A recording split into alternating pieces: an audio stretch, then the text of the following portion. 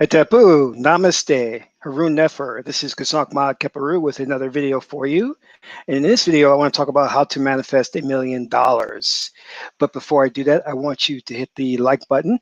And if this is your first time to my channel, welcome. Hit the subscribe button to get notifications when I go live or when I upload recorded videos. Also, we have some free ebooks for you. You can click the links below and get access to those ebooks, which expand further on my spiritual teachings. Last but not least, if you're not already a member, please consider supporting us on Patreon. You'll get exclusive access to instructional videos on how to meditate, how to use oracles, proper breathing techniques, qigong, all that good stuff, hypnosis to overcome overeating, to become more confident, all that good stuff. So become a Patreon supporter today. So Harun Nefer, how are you doing? How are Magi's doing today? So today I had my first taste of some vegan fish. Now, I've never really liked fish, so when I tried the vegan fish, it was strange because it tasted fishy. You get it? Fishy? And it was really good. It was, in fact, I was like, is this real fish? Did they sneak real fish in here? And just so everybody knows, I'm very much opposed to killing of any animals for eating purposes. I don't think we need to do that. So even if it's fish, I don't want to kill fish to eat them. So they assured me it was vegan fish, and I loved it. It was awesome. It was like, I said, how do you get it to taste like fish? And I think I remember, hopefully, it tasted quite like chicken. Everything tastes like chicken. But I love vegan chicken. That I do love. And the fish tasted so much like fish that I found myself not to really have an appetite for it because although it was good, I never really liked fish. You know what I mean? I've tasted the vegan shrimp, which I didn't like that too much. It was all right. It was a bit rubbery. The texture was weird. But the fish was, it was delicious. If I loved fish, I think I would be in love with that. But I'm not crazy about fish, if you understand what I mean. Okay? So, but you know what? In some reality, in some parallel universe, animals are hunting us and eating us. Think about that. That's a very interesting thought. So the turkeys are having us for Thanksgiving. Woo, I'm glad we don't exist in that parallel world, But speaking of parallel worlds, I was thinking back to when I was doing my magic, my rituals to manifest money. And I remember that I had got to such a level of proficiency in doing it that I was literally materializing money. And I could see it take shape and form right in front of my eyes. And it was such a wonder. And I always said I wanted to really expand on that and keep it going. Now, I've read a lot of books and a lot of other perspectives on this, like the law of attraction, The Secret, reality transurfing, which all teach you how to manifest what you want and bring it into your life. But I thought in my life, there's two things I want to master. That is the ability there's magic, and then the ability to make money. And as I got better as a magician and got better working my magic, I noticed that I was improving in my financial situation. And I would have all this money coming my way, and it's great. But then I wanted to take it a step further and see if I could manifest it at will. You know what I mean? Because look, here's the deal. We're living in a slave system. It's a debt system. They want to keep us in debt due to credit cards, student loans, car payments, what have you. And it's to keep you working and keep you stressed out.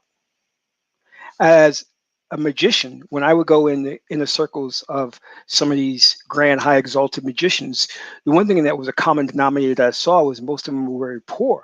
And I'm like, well, this is not right. In fact, the temple I came from, we had a lot of problems paying rent. And that stemmed from a number of reasons. We had a gigantic warehouse, which was our temple. So it was really too big for us. I think we were paying like $80,000 a month in rent. But there's no reason why you should be struggling financially. Absolutely no reason why you should be struggling financially. If you have been working your magic, if you've been doing things right, then you should have abundance. So this morning when I got up really early this morning. I had meditated last night, and there was a friend, a guru, who was doing a live broadcast on YouTube, and he was broadcasting from the desert, and he was chanting the mantra. And I've worked with this mantra for a number of years, so I wasn't particularly sure if the mantra was a universal mantra or if it was for money. And I was conversing with him, and he assured me that the mantra is for money, which I thought it was, because every time I would work with it, I would see an increase in my income. And he asked me to give a testimony of how how it improved my life, and I did. And I've incorporated that mantra into my magic when I'm working on bringing in income. Now, when I was working with these magicians, like I said, the common denominator, the thing that I saw was they were all struggling financially, and a lot of them were poor and this and that. And I said to myself, well, my clan is Ma'at clan, and Ma'at is abundance. Ma'at is the Jupiterian energy, the biggest planet in the solar system here. So I think big, I think large scale. So I said, I want to work on manifesting a lot of money in my life. And it just so happens that a lot of my friends are very wealthy. They're millionaires. I know one guy who's a billionaire, and I'm connected with a lot of people who are heads of casinos and hotels. So I know these people personally. So I said to myself, well, there's no reason that I shouldn't be on that level. And I started working towards that, you know. And at first, I was like, well, I'll be happy if I make $250,000 a year. You know what I mean? And I started working and working. And as I saw the income coming in, I realized something very important, because the income was coming in, but it was going out just as quick, because I have a habit of just spending a lot of money. I don't know why I do it, but I just spend. And part of that is because I come from a very traditional background, meaning that the women I'm with, I have to take care of them. I don't want them to work. I want to take care of them. That's just how I am. I'm old fashioned. I don't want to have them go to a store and not be able to buy what they need. I remember the first time I took one of my mates to a department store, and I just pulled out my credit card and I gave it to her, and she smiled, and I said, go have fun. And she went, and you know what she did? She took the credit card and disappeared for, I kid you, no, like 2 hours. And I was searching, and I was very worried that she was going to max out the card. She came back and gave me the card. I said, what did you get? She says, oh, I didn't see anything I liked. I'm like, are you kidding me? She goes, no, I didn't see anything I liked. I said, I love you. I got to marry you. You didn't buy anything. You're like the perfect mate, But that's how I am. I'm very traditional, and I like to share, which is my art quality. I love abundance. So, so I began working on a program where I could attract a lot of money, not just a little bit, because, people get happy at certain things, like, for example, when I first started out, I know I'm going all over the place, but it's going to make some sense. I remember getting one job that paid $50,000 a year, and I said to myself, "Oh, this is not going to work." And at that point, I took 6 months off to study programming, and then got a job right away making $120,000 a year. But then I was spending more money, and I said, "Okay, this is not going to work. So I got to get more money and more money, right?" So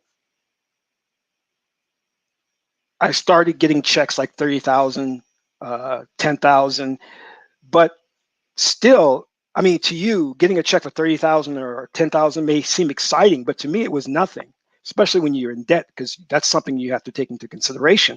Yes, he's making a lot of money, but how much debt is he in? You know what I mean? So what I realized was that unless I'm making in the millions, I'm not going to be happy, or I'm not going to be to a level where I need to be.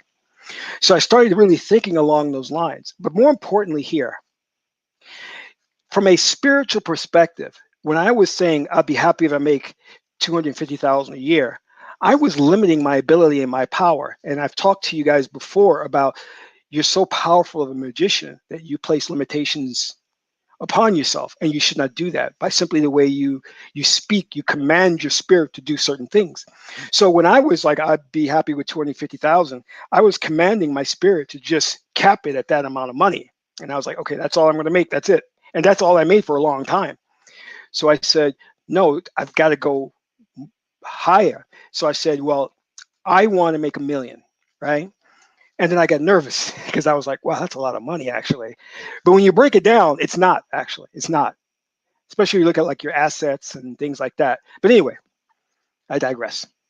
So I said, listen, I can't place limitations. I've got to go for broke. I've got to go for the sky's the limit. And when I would consult with other filmmakers, for example, I would be a consultant to certain filmmakers because they were trying to get investors for their projects. And I would always tell them, don't worry about where the money's going to come from. Just set the goal. How much do you need to produce this film? They would say, well, I need $60,000 to produce this film. Good. That's your goal. You're going to get it. Just think you're going to get that money. And I would tell them, I would give them the principles of how to manifest it.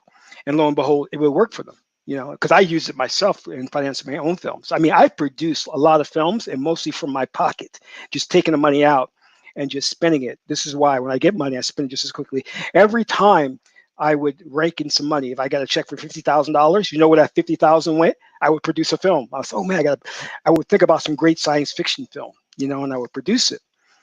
But the one thing that's great about Maat, who's my mother, just so happens, and my clan, is that Maat is consistency.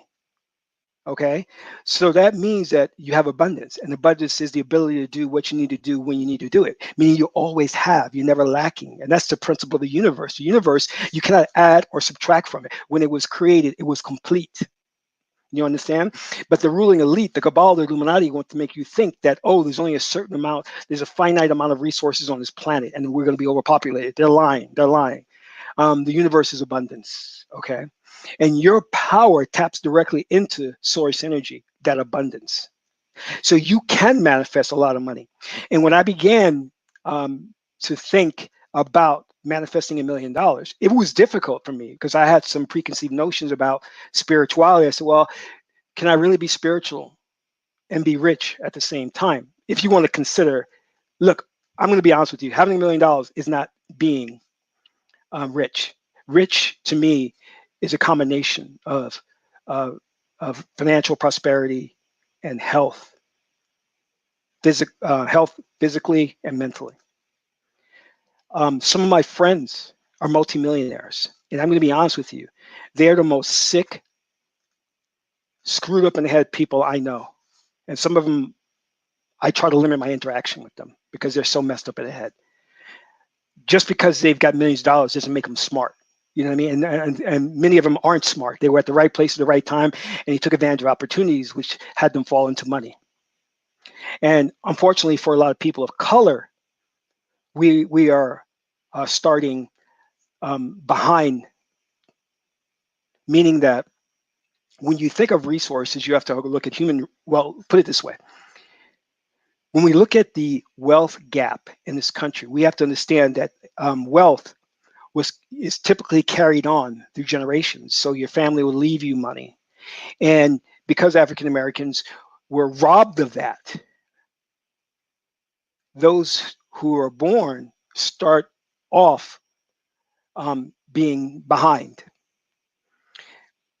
We're not born into a family of lawyers, of doctors, you know what I mean, who were afforded the best education, who have large savings, who have investments in the stock market, who have really great portfolios. We don't have access to that, so we're behind.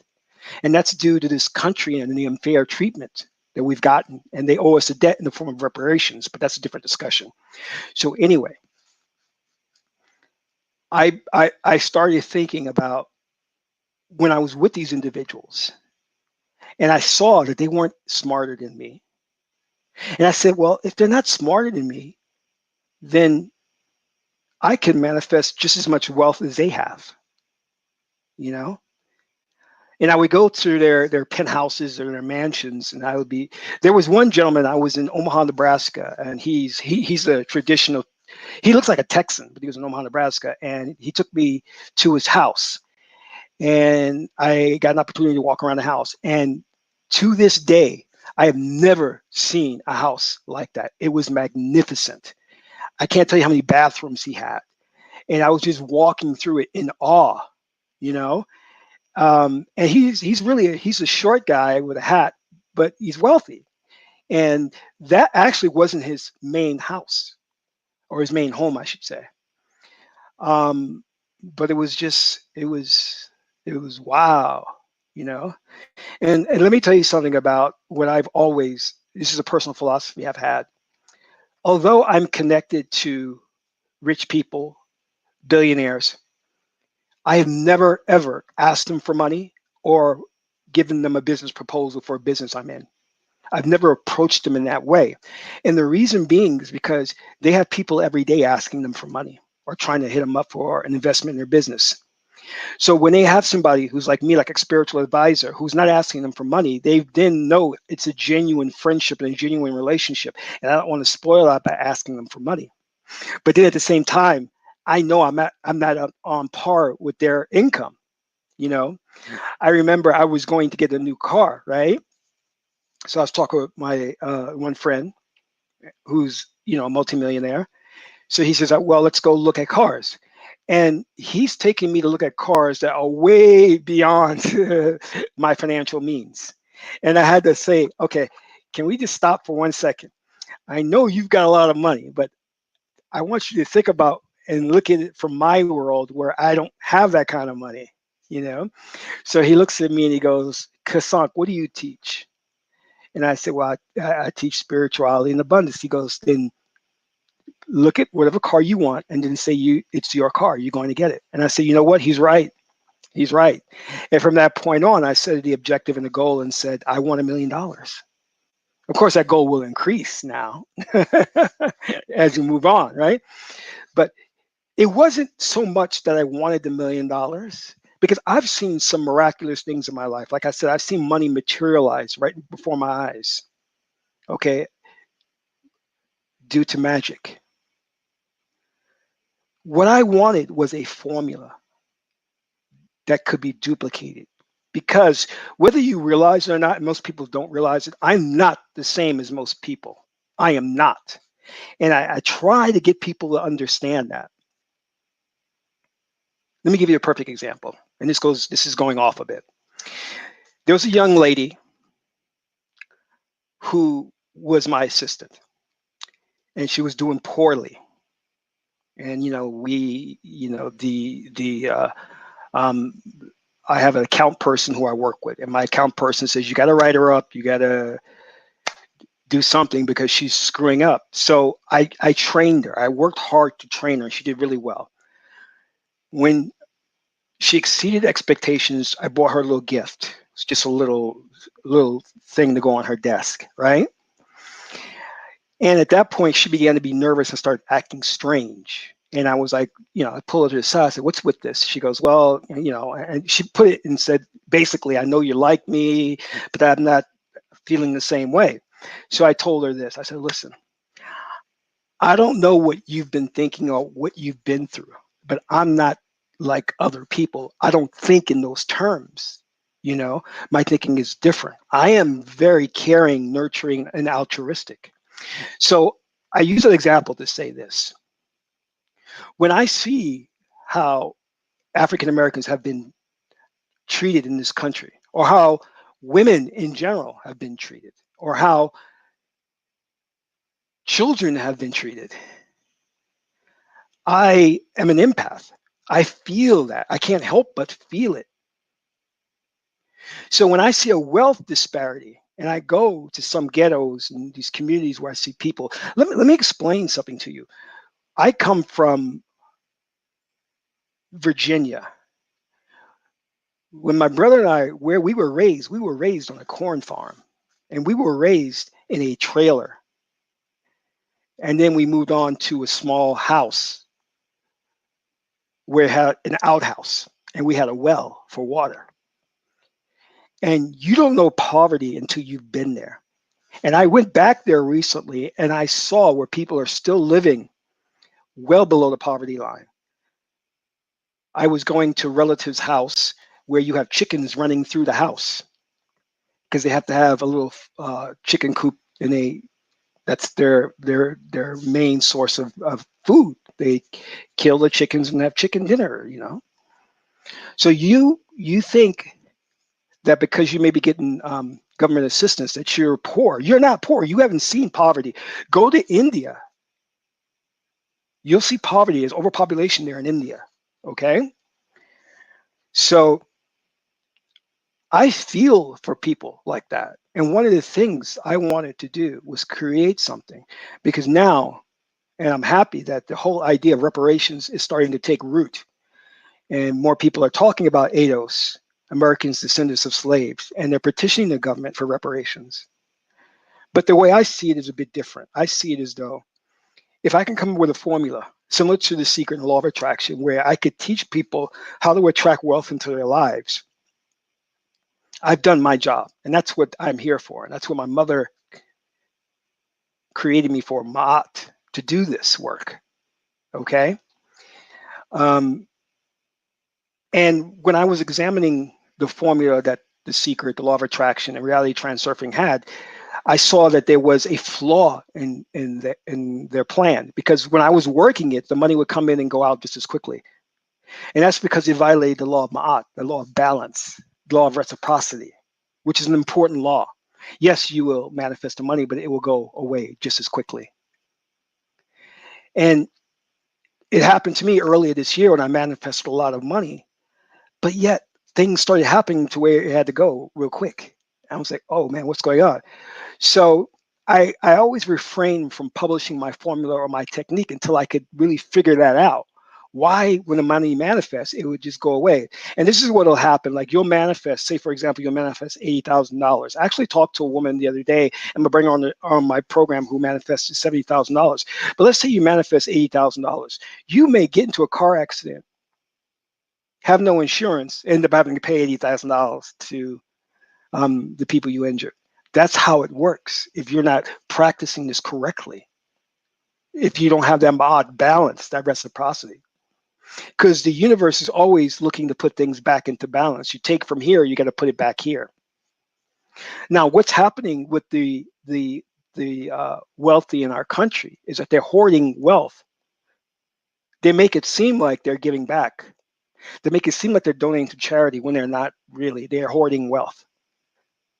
All right, so let's put that clear. And you know, when you have people like Jeff Bezos, he can never spend that amount of money in a lifetime.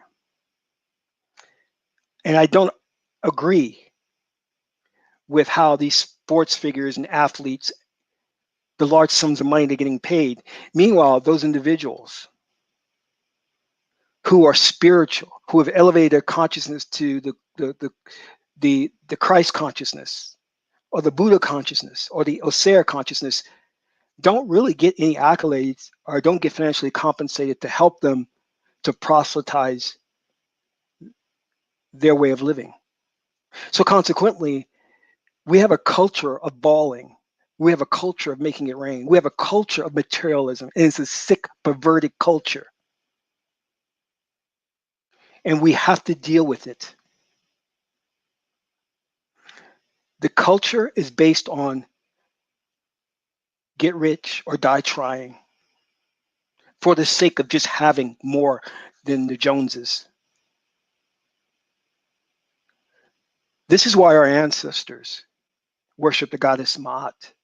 Because although Ma'at is wealth, big wealth, abundance, she is also sharing. She is also love. And I want you to keep that in mind, because those who you see getting money, becoming multimillionaires, it doesn't mean that they're doing anything right. And most times it means the exact opposite, because this society rewards you for doing wrong. And I want you to understand that clearly. It rewards you for doing wrong. So when you see these individuals getting all of this money, they're not to be admired. What you should admire is those individuals who have the power to manifest their own wealth, their own means. And once you have that power and that knowledge, the well will never run dry. Put it to you that way, you know? So I want you to think about that. See, my career reading is Tahuti Hatep. Tahuti is an innovator. He's a scientist. He's a creator. He's a scribe. So that means that I come up with different innovative ways in my life. And I want you to know one thing. When you have the power of magic to manifest your wealth, that is a skill set that's worth its weight in gold. And no one can ever take that from you. I can take your business from you. If you don't play ball with the ruling elite, they'll wipe out your bank account. They'll ruin your reputation. But when you have the knowledge of magic and you know how to manifest money, you will never be broke because you're going to live in abundance. And no one can ever, ever take that away from you. And how many times have you seen the rags to riches story and then the riches to rags again? People who come into a lot of money, but then go broke. And then they start talking this nonsense about, well, now I really understand what's important in life. You mean you didn't understand that in the beginning? It took you all this journey to understand that? So this culminates into a new program I've created, which is called How to Manifest $1 Million. And I kind of subtitle it as the abundance mindset formula. Because I want you to understand, it's not about money. It is about going big, aspiring big. That's why I call it $1 million. Because when you hear that word, you step back and you pause and you think, wow, that's a lot of money, which is good. Because I want you to think big. I want you to go for broke. You understand? Every time I made a film, I always threw all of my savings, my money into the film. And my mother said, well, why do you have to invest everything that you have? I said, because I always go for broke. And sometimes I got burned, I admit it. But when you are dealing with a spiritual formula, there's nothing to lose. You can go for broke. You can say to yourself, I want a freaking $1 million, and I'm going to have $1 million. And here is the secret to it. Are you ready, my Magi's? You already have it, and you just don't realize it. Because in a parallel world, in a parallel reality, you are a multimillionaire. You have it. You've just got to find and tap into that frequency that allow you to vibrate to that world where you have it. Science tells us that anything is possible. You just got to look at the probability of it happening. So if anything is possible, then you can be a millionaire. And I want you all to be a millionaire. And I'm going to help you to get to that level. We're going to take a journey together. And when we get there together, we're going to share it. Well, we're definitely going to share it. I'll take the lead because I think a lot of you are behind a bit. So let me lead and you guys just follow. But I want you all to be successful. Now, with this formula, how to get $1 million, you don't need a business. That's the wonderful thing about it. You don't have to have a business.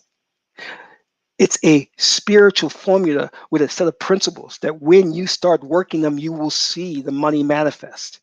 And if it's within your destiny to have a business, the business will come to you. That's the great thing about it. That's the most wonderful thing about it. How to get $1 million. Let me say this again. It's not about the acquisition of the money.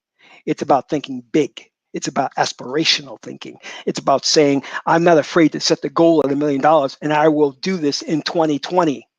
You understand what I'm saying? All my Magi's, give me an amen.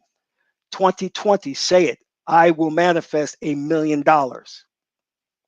Because when you command it, the universe has no choice but to manifest it. If you command it in the right way. What is the right way? Feeling emotion. Feel as if you are $1,000,000. And the universe will reflect that back to you, and it will manifest. And you're probably saying, well, Kasank, how will it manifest? Doesn't matter. It can manifest in many ways. You could hit lottery. You could be online at a department store and be the 1,000th person online and win the $1,000,000 prize. You could have an uncle who you never knew died and left you $1,000,000. You could get in a car crash and become slightly injured, and the person who was in the car was Bill Gates, and he settles for $1,000,000. That's how it works. Let the universe decide how it wants to come to you. But you set the goal. You say, I want $1,000,000, and follow the formula.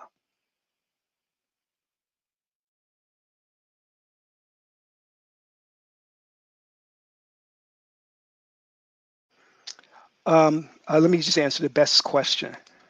Well, the best, you're limiting it. Then you keep saying lotto. Why is it that you keep thinking you have to win money through lotto?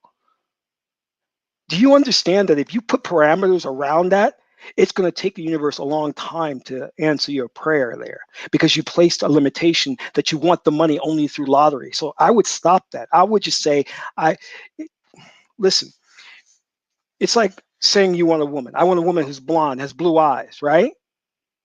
Who has a pink dress, who works as a CEO for a rubber band company. That's a lot of parameters you put around something. It's going to take the universe a while to set that up, to bring it to you.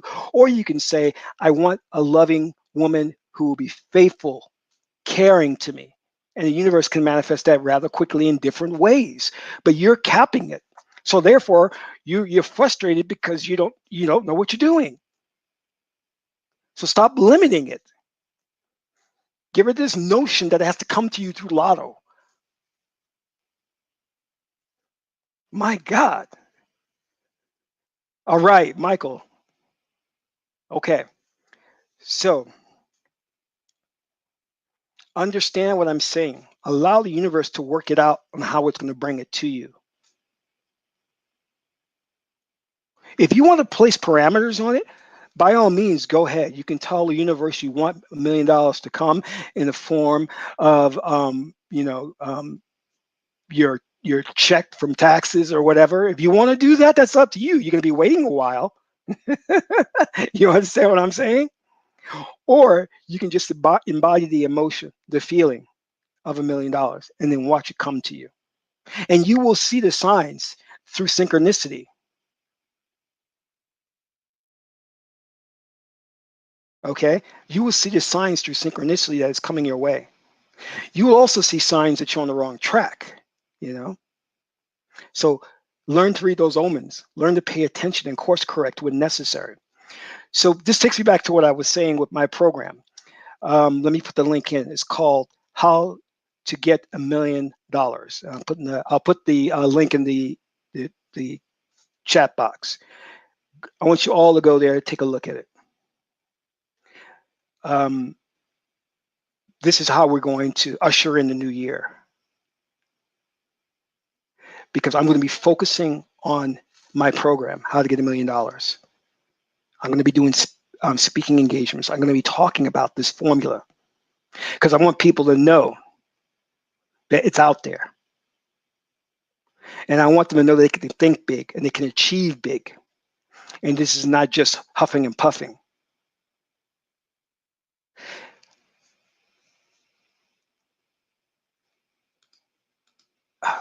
I saw something last night that broke my heart, man. As I told you, Magi's, I'm an empath. I can't help but feel, you know? I'm not going to say names, but there was a young man who came into $100,000, and he literally gave all that money to one of the hotepers. And come to find out, this hotepper wasn't on the level. And this young man lost all of his money. And he wished he had never become involved with this person. And when he was recanting his story about how he would be giving this Hotepper all of his money, I really felt for him. Now he's broke. He doesn't even have a place to stay. And it's so sad of a story. And in my business dealings, I've dealt with people who weren't on the level, who I've written checks to and they've taken the money and ran off. So I understand that. And to him, I would just have to say it's a lesson you're going to need to learn, because you have to learn discernment and understanding who to trust. But I'm saying this to point out that when you learn to manifest money, when you lose $100,000, you don't bat an eye, you don't worry, because you know you can manifest more. There are billionaires and millionaires who lose lots of money all the time. It doesn't bother them. They don't flinch because they have more where that came from. But I want you to take on that attitude too. I want you to take on that persona, because not that you have it in the bank, but you can manifest it. So if you lose $1,000, if you lose $500, don't worry about it. It's going to come back to you. When you take on that mindset, you know how powerful that is? If you could convince yourself that, hey, $500 no big thing. I got a bill the other day for $4,000. I was like, oh, darn. That's what I said. I was like, oh, darn. And then I was like, all right, whatever. I'll pay it. Because you first have to deal with the mindset. You have to first deal with the mind in order to get to the abundance. And right now, you have a scarcity mindset. You feel that resources are finite. You feel that, oh, this could never happen to me. I could never come into that kind of money. Yes, you can. Yes, you can. Just like when I was teaching guys dating and I said, you can attract a beautiful woman. And they were like, really, Kasana? I go, yes, you can. But first you have to change your mindset. First you have to believe. Believing is seeing. When you believe it, it will manifest. But because we live in a space-time continuum, it takes time. Give it time. But it will come into fruition. Have faith. And if you need me, I'll call you up and say, have faith, God damn it. Check out my program, How to Get $1 Million. Purchase the program. Get started. I'll work with you personally on it. We're going to bust out 2020. 2020 is the year of the Magi multi-millionaires. Get the program. This is Kasak Ma Keperu, son of Maat, goddess of abundance, and Tahuti, god of wisdom. Maat is a beautiful goddess, Heteru, Hathor. Until my next broadcast, Amun Ra.